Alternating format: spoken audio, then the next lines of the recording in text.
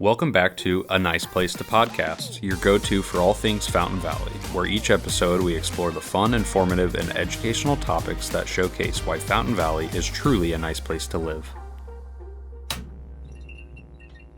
Hello, and welcome back to A Nice Place to Podcast, Season 2, Episode 4. I'm your mayor, Ted Bui, and I'm happy to introduce our guest speaker for today, Deputy City Manager, Community Development Director, Omar Dadabhoy.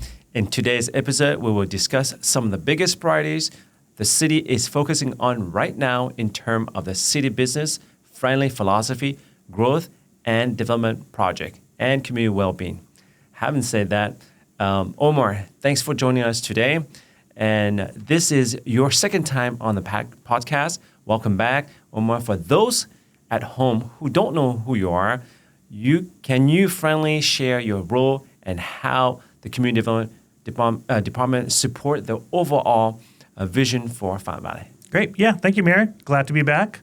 I had a great time the first time. Happy to speak to you today. A lot going on in the city, so I wanted to be able to share that. So thank you for having me. So I'm the Community Development Director. That entails management of the planning department, which is land use and zoning, any new developments, building department. So we want to make sure that all the buildings that go up in the city are safe. Code enforcement, and then our housing programs, and dear to my heart is our economic development programs as well. So all that is encompassed under our community development department.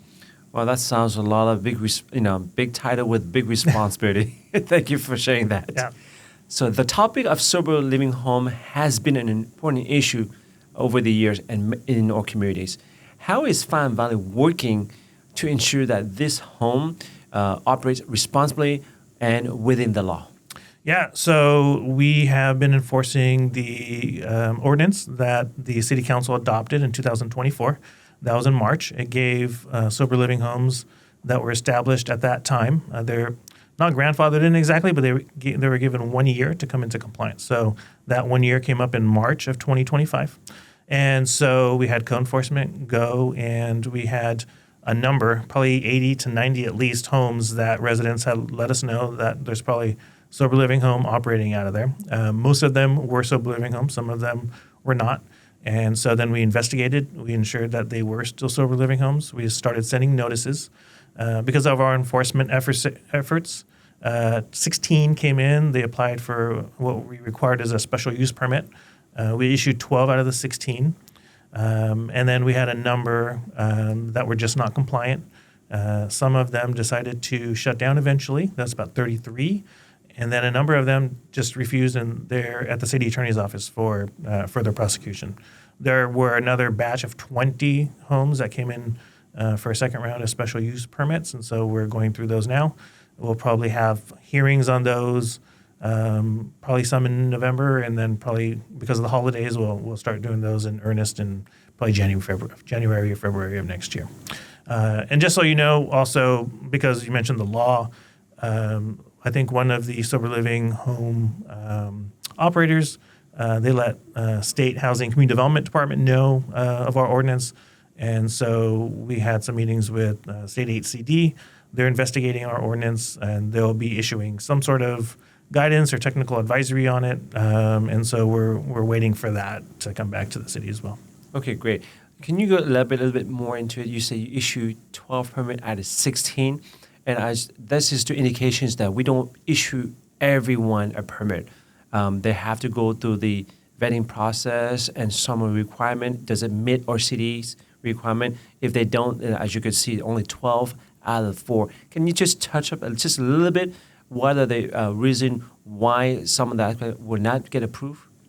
Yeah, so the code that was adopted, which was modeled after other jurisdictions that have stood the test of time in terms of going through the court systems, it lays out specific criteria for what type of sober living home can be approved and which ones can be denied.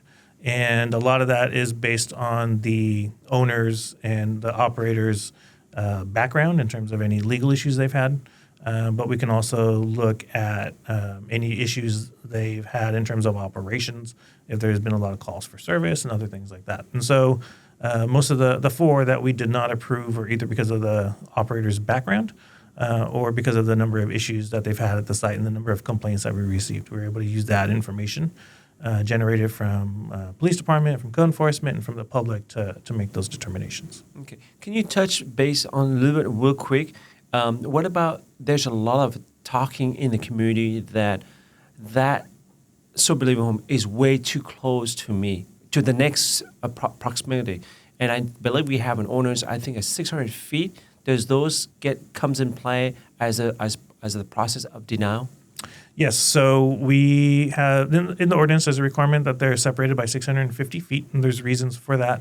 And so the ones that of those 16, there was actually one, I believe, as you're reminding me, there was one that was within 650 feet of one that was approved. And so that was denied.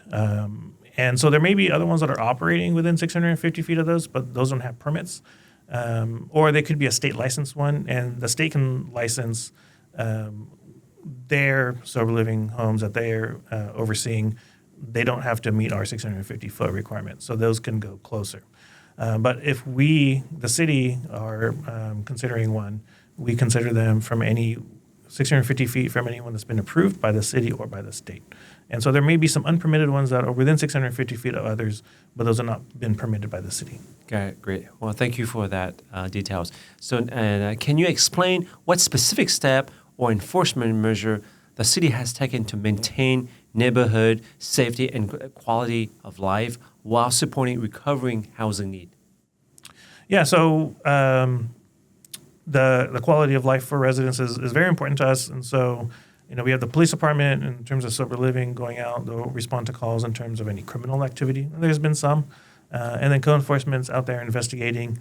And like I said, they have been issuing citations. A lot of those that are not complying, those are the ones that are usually the bad actors. Those are going to the city attorney's office and, are waiting further steps from them to go through the courts. Because eventually we can't, as a city, just shut them down. Code enforcement can't shut them down. The courts have to give us the ability to shut them down from operating. And so that's where ultimately some of these will end up. Great. Okay, now I'm going to talk a little bit about the municipal code updates and positive change. The city has made some meaningful updates to the municipal code recently. Can you highlight a few that have a positive impact, especially for the local businesses?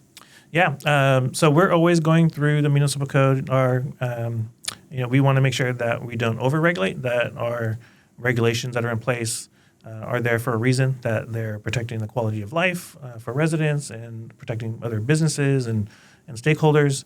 And so we're always, when we meet with businesses and residents at the front counter and we interact with them, and there's issues that come up, and we agree that there might be some way of amending the code that makes sense, that doesn't interfere with any of those things I mentioned, then we're always looking for those ideas. And so a few years ago, we amended the code to allow or reduce the amount of required parking for, say, restaurants. We have a lot of restaurants in town. It's actually a great attraction for us in terms of regional visitors. And so what we did was reduce the parking requirement that allowed additional businesses and restaurants to go into shopping centers. We've been seeing a trend where there's a lot of takeout and drive-through. So, for example, those fast food restaurants, about 75% of their business now, for some of them, is drive-through. And so they don't need as much parking. And some other restaurants, after COVID, I think a lot of people got used to having deliveries or just going and picking up and then leaving and not sitting down. And so we were able to do that for restaurants. And then there'll be an ordinance coming through pretty soon for the city council to consider. It just went to the planning commission that will allow other types of businesses not have to go through conditional use permits. Those would be for there's been a lot of small gyms and things lately. They've required conditional use permits in the past. We don't believe there's a reason for that anymore. The CUP requirement was there for when those big gyms and things were, take up a lot of parking and have a lot of noise. We don't have those as much anymore. And so those smaller ones have been coming. That's been the trend. So we've been responsive to that. Again, with restaurants, there's been some regulations that we're taking back, again, not requiring conditional use permits for some of those. And so we're always looking, and if anybody has any ideas, we're always happy to hear them about how we can make the city more attractive to businesses while protecting the quality of life for residents. Well, for those of you out there, as you heard from our director, Omar Dadabhoy, so that we have some amazing restaurants. So not only is it a great place for you to socialize among friends, families, or having a simple date with your loved one, but we also want to thank you because it helps us in terms of tax revenue and support our local business. And by doing so, it helps them keep their door open. So we want to thank you for doing so. So in the streamlining of the permitting process, has it been a major improvement how that have been benefit local businesses, developers, and homeowners? Yeah, definitely. So we've seen what we've tried to do is not only for our ordinances, but internally for our processes, make sure that we're only requiring certain steps that make sense. And so we've seen almost 70+% of applications for permits go online now. And so with that, we're able to, with the reduction of paper and getting back electronically, it sped up the process. We've also eliminated some of the kind of unnecessary processes that were left over from when we had a lot of paper. So, until recently, if you were submitting electronically at the end of the process, we still had you submit those large paper plans and have them signed off by all the departments. But now we figured out a way to not have that process, so we don't have to submit all those plans in paper if you've gone through an electronic process already, which saves a lot of time because then you have to print it out and it costs because it costs a lot of money to print those out. Then we have to route them, and it could take a few days or a week to get all the signatures on them. That process is gone, and so businesses can get up and running much faster. So we always are looking at our internal processes to make sure that we're only doing what we need to do, and to issue that permit, and anything else we're always reevaluating. Great. Now, in terms of development project in Fountain Valley, has several significant development projects on the horizon? And if so, can you tell us about some of the major projects resident and business owners should be looking for? Yeah, our inspectors are going to be busy in the next few years. So we have a project just across City Hall. There was a residential development there that was approved for 270 apartment units. And so that's under construction now. Everybody can see that going up. And so that'll be the first one coming. We have 2 additional residential projects that were approved. One is on the former Boomer site, which everybody's familiar with. And then the other one is what we call the Old Miller Farm on Euclid and Heil. And so those have planning permits. They're going through the building process right now. And so they hope to start, one of them hopes to start grading and building pretty soon. And so you'll probably see that first on the Miller Farm site. And then we have smaller residential projects and commercial projects that are going through the process right now. Too early to really talk about much about those, but hopefully they'll be coming through soon. Okay. How does the city keep residents and business informed and involved as new policies or projects are rolled out? Yeah, so that's very, very important to us. We want to make sure that everybody's aware of what's going on, that it's a very transparent process. And so when we go to Planning Commission and City Council for approvals, or even if we have something that could be approved by city staff, we want to make sure that everybody's aware of it. So on our website, we keep a list of all the development projects that have submitted applications to the city. Those are there. We really encourage folks to visit our website if they're interested in what's going on, or just sign up for a newsletter so they can, and we have different types of newsletters with topics that you can receive. And so we encourage folks to look out for those so that they can keep up to date without having to go check the website. They can just have an email sent to them every once in a while. And then also, sometimes you'll get mailers from the city. Please don't throw those away. Take a look at them. There may be a development project that's proposed near you, and we always want to hear from residents on those. And so we try to use a combination of mailers and electronic, social media, and other types of ways of reaching out to our residents. So whichever way they like to be to get their information that we're providing in that manner. Great. Okay, well, I want to wrap this up. And Omar, is there anything else you would like to add?